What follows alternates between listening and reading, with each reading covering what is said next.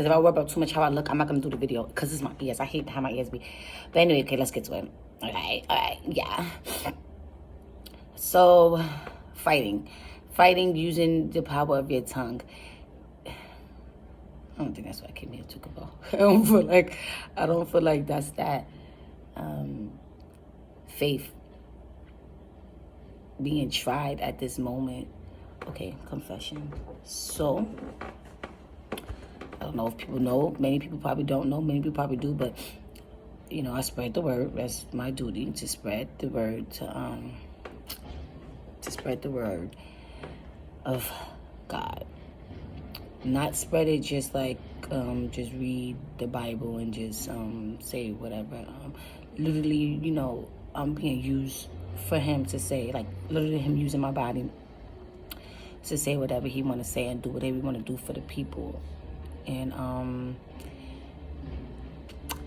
you know, I'm also a prayer warrior, so I'm also a survivor from anxiety. I'm also a survivor from suicide thoughts. I won't say too much attempts. I thank God that I was scared to actually harm myself. Thank God for that. But okay, so long story short, relationships. That's what it was. It was relationships. I knew it was something, but I couldn't remember. It was relationships. So this is a message for like ride or dies, like those that's ride or dies, like ride or die for my nigga. Like especially if you're from the hood like me, you are taught to like ride for your guy. I'm like literally you are taught like if he cheats on you, long as you're number one and long as they don't come and talk to you and disrespect you, it's okay. You are definitely taught that. You are taught like it's crazy. You're taught like if you hit a man back and y'all fighting back, that's not abuse. First of all, you hitting him is abuse, and him hitting you back, what are y'all doing? You know what I mean? But it's not called that. You know what I'm saying? It's like you're thug. Like you're that girl. You don't let niggas hit you. I need to stop saying the N-word. You don't let men hit you. You don't let them do this or that. Okay? Okay, I guess. I guess so, right? And we are like, what else? So that's me, like the ride or die. And like, say for instance, like us real ride or dies. Everybody's a real ride or die, but those that's like, that actually, that been side chicks. That's definitely been side chicks for guys that hustle inside the street. That's been like, oh, okay, well, I'm his main girl. Well, I'm not his main girl, but I'm the one that's holding him down while we in the streets. Maybe like holding his drugs, or maybe like scamming with him, or maybe like some people prostitute for their guys, you know what I'm saying? Like some people, you know, get their bodies, they sell their body and stuff like that. And some of them be the main girlfriend, some of them be the side girlfriend. And they all do this. All of us women, we do this because we want to show the man that we love them, and we want to show the man that we are ride or dies and that we got them. It don't matter what. Don't matter how many times they cheat. Don't matter how many times they put us in predicaments that can harm us, and you know that we can go to jail, we could be shot, we could be killed. Just things like that. We catch STDs because it's multiple people they messing with. HIV, you know what I mean? Like some people, you know, even have babies on you while you're with them, and you're supposed to be a ride or die. Like where I'm from, this is the urban world. I don't know about any other world or how what y'all call ride or die, but this is what we call ride or die. These are what's supposed to be ride or dies. And if you don't do that stuff, you're not a ride or die, you're weak. Literally, other women will tease you for it. Literally, other men will tease you for it. They will like be like, oh nah, she ain't no rider, or she can't do this. And like they will praise the girl that's actually being mentally, physically, emotionally abused. And this goes to suicide, that be on the road, the rage of suicide many times, and feeling unwanted because those you show all the loyalty to somebody, a man, and after a while, you're starting to feel like sugar honey iced tea, you're starting to feel like nothing. You're starting to feel down. You're starting to feel like these thoughts of suicide is probably better, because you start to feel unwanted now. You feel like, is this all to me? Like, this is it? Like, this is the only person that want me, or this is the only thing that God has planned for me? Like, this is it? Like, for me to kind of be a doormat, you know what I mean? For me to be physically, emotionally abused, and it's supposed to be okay. Like, it's supposed to be okay that you're supposed to be woman. It's supposed to be okay. Like it's just crazy what they telling us. Like, that's supposed to be okay. None of those things are okay. You know what I mean? So I say that to say this though. Now, if you that loyal to God, and you put that type of trust in God, and you be that ride or die like that to God, you're bound to be fruitful. You're bound to get more. You're bound to not have the door shut and slapped in your face. You get what I'm saying? Like, only time you're going through something with God is when you have something that you need to heal in you, that you need to be better for. You can't move on to no next level if you don't know what to do. You can't go there if you didn't have the lessons to go there. So those are the only times where you could be like, yo, because I have times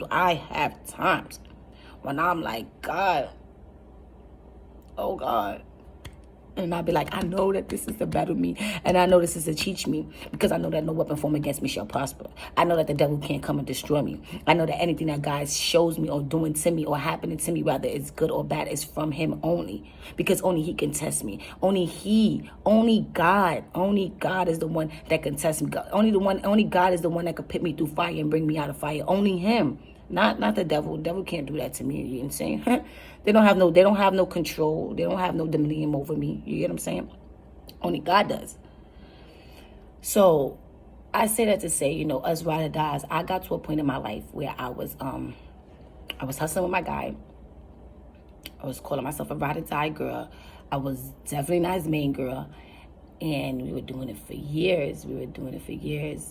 Every day just waking up. And at the time, I was having a lot of family problems. I was feeling like I didn't fit in. I didn't belong in there. And then I was with somebody, and, he had somebody in the family. So it was like, I felt like I didn't belong in there.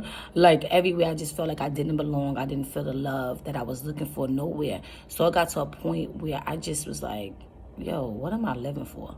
Like, who am I living for? Like, what is it that I'm here for? Like, what's up? I felt like nobody loved me. Nobody cared about me. I just felt so down. And I just kept feeling that way while I was in my relationship, because a lot of stuff was going on at that time. And I remember I kept on saying, like, no, you're going to feel better. Don't think this way. This man really do love you. Because at the time, even though I wasn't spoken to my family, and I was going through so much bad stuff with them, this man was the main person that was there. So I was like, you know what? Like, even though I was depressed and I just wasn't happy, and it was just like, I didn't want to be second. I didn't want to be trapping no more. I didn't want to do, there's a lot of things I just didn't want to do anymore. I wanted to when I was trapping, I already wasn't going to school. I was already starting a business. I already was like changing my life to what I really want my life to be. You know what I mean? I was already sharpening up what type of woman I want to be from when I'm about to be married and have a kid. And while I was doing this and transforming, I realized that this was not going to be able to happen with this man.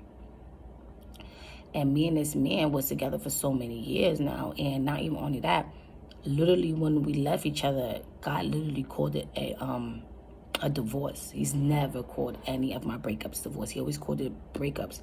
But we were spiritually attached too. I mean, we reading Bibles together. We're doing Bible study. We're it's a long story.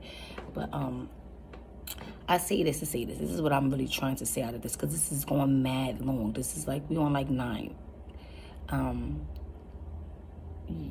Get out. Get out. Those are if you're coming to a dark place, you're coming to a point where you feel like, dang, like, what am I doing this for? Not in your own life, in a relationship. You're like, dang, what am I doing this for, man? Like, I can't do this no more. Like, he's stressing me out. It's overwhelming.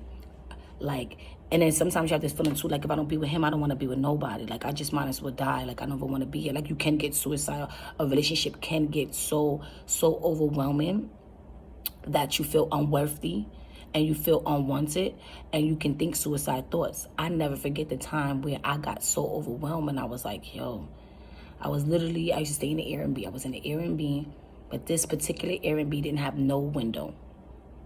No window at all. And I mean, what am I talking about? This particular room didn't have that I was in. It didn't have no blinds, blindations, girl. What the heck? They didn't have no curtains. No curtains.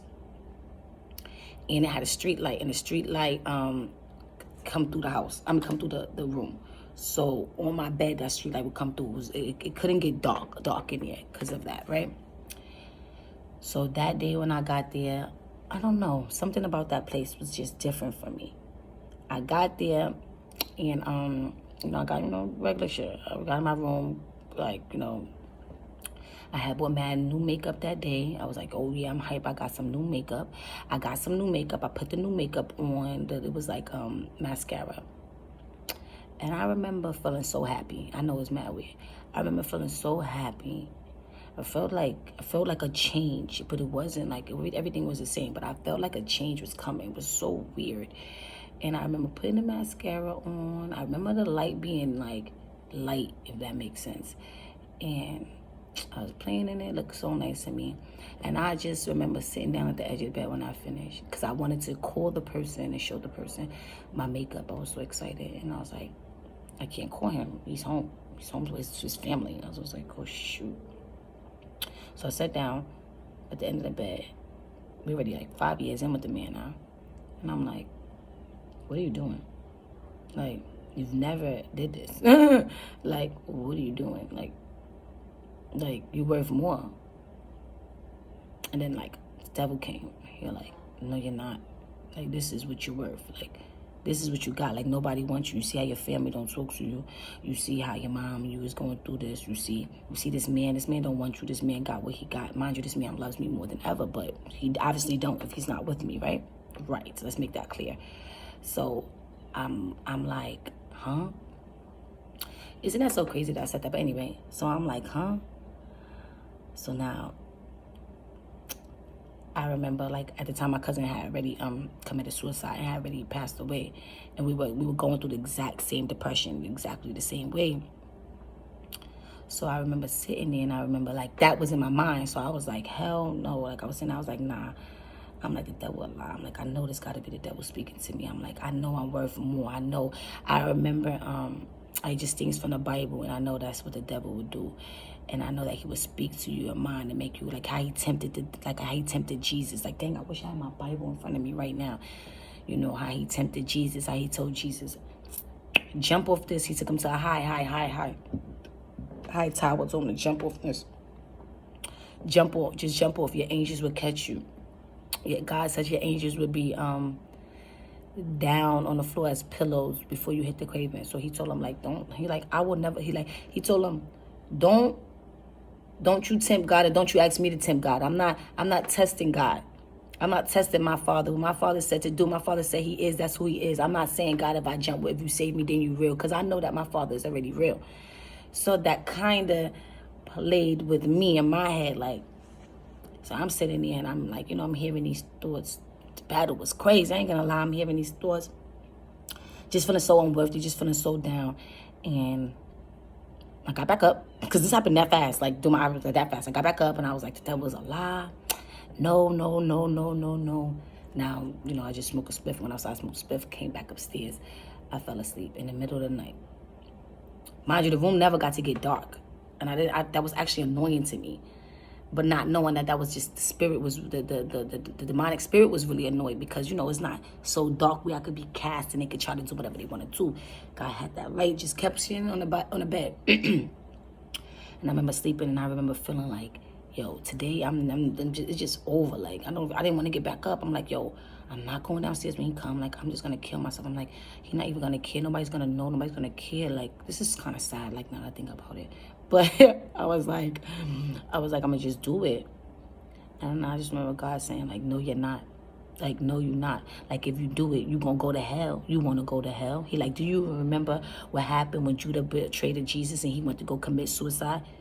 He went to hell. He didn't, He didn't live. He didn't live. He ruined his, like, why would I want to go to hell? Like, why would I want to give the devil that satisfaction and harm myself and then I have to go stay with him? Like, what? Like, it's even worse. I might as well just get through this. So God, like, put that in me. And I remember crying and crying and crying and crying. And God was like, this is enough. He was like, today is enough. He was like, yeah, you're not in this. You don't feel this way because of yourself. You feel this way because you're trying to be something that you can't be in a relationship. You're trying to give something that you have nothing to give. This is not what I intended. This is not what I call loyalty. This is not what I call healthy. Like, this is not for you. This is why you feel alone. I need you to come to me. I need you to stay straight with me, because I'm not going to betray you. I'm not going to sit there and leave you. I'm not going to forsake you. I got you. Like, we can't put our trust in man. And that's in general, not just a man, and men in general. Not like multiple men. Whoever don't know what that means, like the Bible refer to us as men. Like human, like girl or guy. We just men. That's what that means. But more or less, you know. So I remember those things in the Bible. These are things that kept me from harming myself and doing any type of suicide or anything like that. And I just say this to say that, to really just say, you know, I kept my faith in God. God spoke to me that night and he told me what was better. And from there, I remember telling myself, like, nah, if this is what it consists of being a ride or die, if all of this type of craziness, because it's like before this day had came already, I already was more healed than I was before. That's why it was so weird that suicide was even coming to me at that time. But I was so much more healed than when I was before that time. And I was already experiencing God's true love. I was already experiencing the difference. I was already open.